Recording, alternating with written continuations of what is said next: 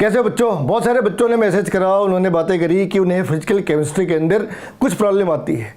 तो यहाँ से अब तक जब तक तुम्हारे पेपर नहीं हो जाते तब तक मेरी कोशिश होगी कि जो फिजिकल केमिस्ट्री के ग्रे एरिया है वहाँ से कुछ प्रॉब्लम सेलेक्ट करे जाए और उनको डील करा जाए और तुम्हें बताया जाए कि ये सब तुम्हारे दिमाग की एक वीकनेस है। तुम्हें ऐसा लगता है कि बहुत मुश्किल है, जबकि ये बहुत ही आसान है।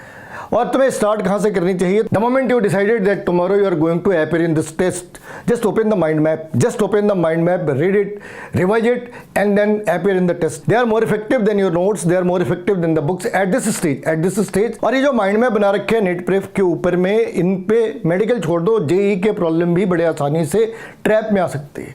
कुछ भी ऐसा नहीं है जो पार्ट छूट रखी है, जो पार्ट हम लोगों ने नोटिस नहीं करी, तो तुम इस पर बड़े आसानी से आंख बंद करके रिलाई कर सकते। टेस्ट देने से पहले तुम्हें इसे एक बारी देखना है, पढ़ना है, 2 बारी देख लो, 2 बारी पढ़ लो, किसी ने टैक्स नहीं लगा रखी है, लेकिन तुम इसे पढ़ के टेस्ट देकर देखो, तुम्हारा फायदा होगा। अब ये जो फॉर्मूले हैं ना, एक वीडियो के अंदर तुम्हें इन फॉर्मूलों को याद रखने के तरीके भी बताए जा सकते हैं। अभी तो हमने वो प्रॉब्लम पकड़ रखे जो तुम्हें देख के लगे कि शायद थोड़े मुश्किल हैं, मगर उन्हें 2 सेकंड के अंदर सॉल्व करा जा सकता हो, ऐसे प्रॉब्लम। अब यहाँ पे इन्होंने क्या करा, थोड़ा डरा रखा है। क्या कह रहे कि जो फर्स्ट डिसोसिएशन है किस कंपाउंड की, XO3 नेगेटिव, XOH3 की, ये पहली बार जब डिसोसिएट हो रही है तो 100% है, okay. Second time it is going to dissociate for 50% and third time there is negligible dissociation. Then the pH of 4 into 10 raised to power minus 3 concentration of MX will be। तो मान लो इनकी कुछ भी कहानी हो, 50% करते, 25% करते, 2% करते, इसका pH से क्या लेना देना है? यहाँ पे pH से क्या लेना देना है वो समझ लो।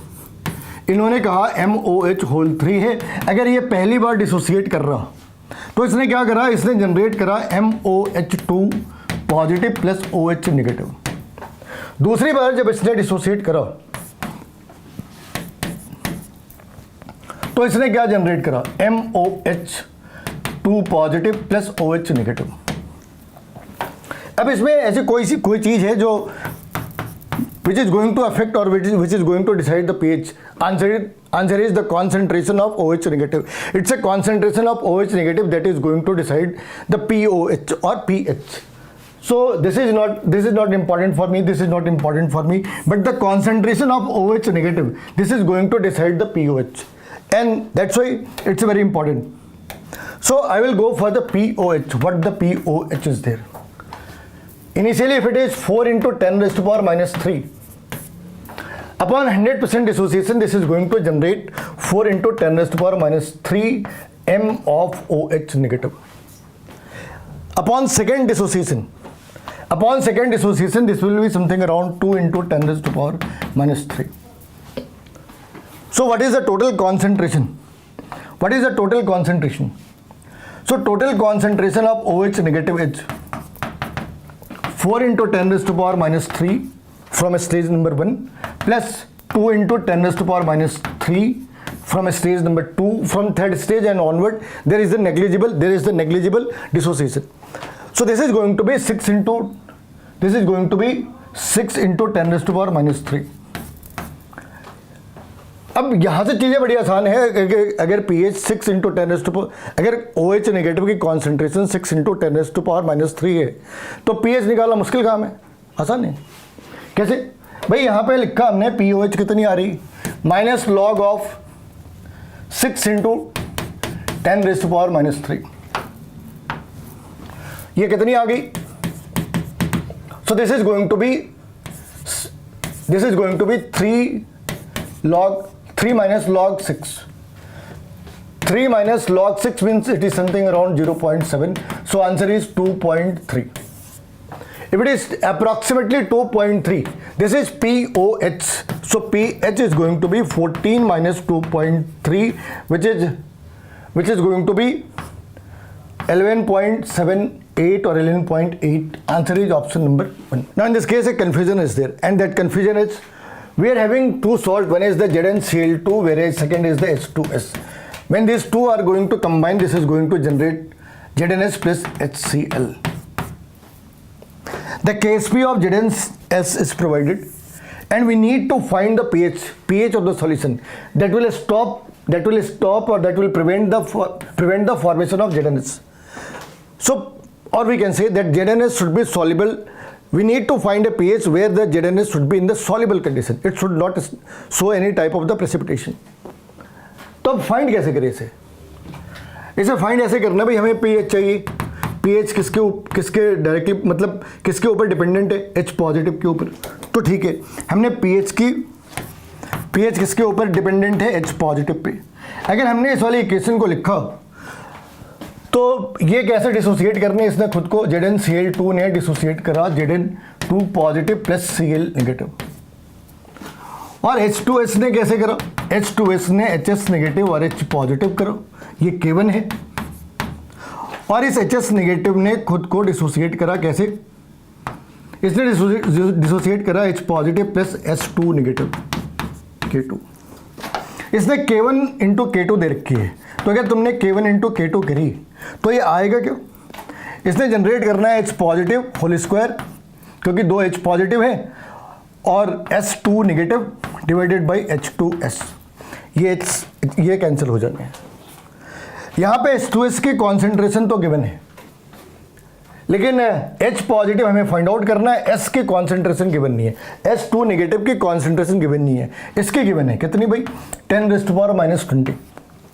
इन दोनों में ज़्यादा गैप नहीं है, इस चीज़ का तुम्हें ध्यान रखना। 10 टाइम्स का फर्क है, इनके बीच सिर्फ 10 टाइम्स का फर्क है। तो इसका तुम्हें ध्यान रखना है कि अगर हमने ये लिमिट थोड़ी भी मतलब अप्रॉक्सीमेट भी ली तो ये चांसेस हो सकता है कि वो प्रेसिपिटेट करना स्टार्ट कर जाए।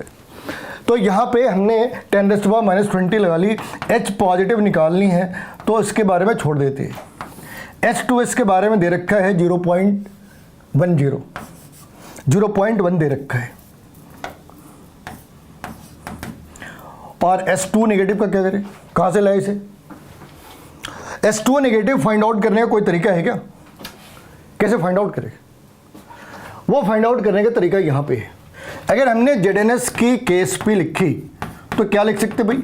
Zn2 पॉजिटिव और S नेगेटिव 2 नेगेटिव। Zn की कॉन्सेंट्रेशन कितनी होगी? जो ZnCl2 की, यानी यहाँ पे लिख सकते हैं, यहाँ पे इसे इस तरीके से लिख सकते हैं कि 10⁻⁻21 is equal to 0.01 multiplied by S2 negative.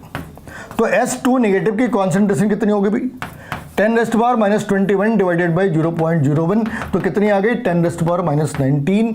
तो यहाँ पे निकाल सकते हैं 10⁻20 is equal to H positive whole square into 10⁻⁻19 divided by 0.1।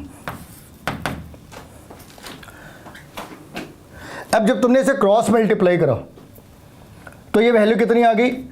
H positive whole square कितनी आ गई भाई? ये आ गई 1/10। हमने निकालनी क्या है? हमने निकालनी है H पॉजिटिव, तो हमने क्या करा? 1/100 की रूट निकाल दी। कितनी आ गई? 1/10। अगर pH हमने निकालनी है तो माइनस लॉग ऑफ 0.1, तो कितनी आ गई? pH कितनी आ गई? अगर हमने इसको लिखा 10⁻⁻1 तो pH कितनी आ गई? pH कितनी आ गई? 1। pH आ गई कितनी? 1।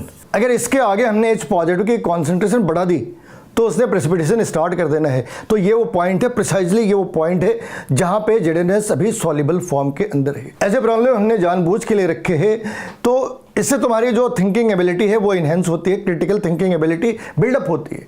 तुम्हें ऐसा नहीं लगेगा कि हर चीज़ फॉर्मूला बेस्ट होती है, यहाँ पे भी फॉर्मूले है, लेकिन तुम्हें एक बार सोचना है कि वो वैल्यू आई तो आई कहाँ से, और थोड़ा एक बार सोचकर तुम्हें आगे बढ़ना है। ऐसे प्रॉब्लम हमारी लॉजिकल स्किल को बढ़ाती है। तो मेरी कोशिश होगी कि हर एक चैप्टर के ऊपर इस तरीके की वीडियो बनाने की। हमें पता है कि बच्चों की दो सबसे बड़ी तकलीफ है, एक इक्विलिब्रियम और दूसरी थर्मोडायनेमिक्स। अगर तुम्हें लगता है कि इसके बाद भी किसी चैप्टर की जरूरत है तो नीचे कमेंट बॉक्स में लिख सकते हैं।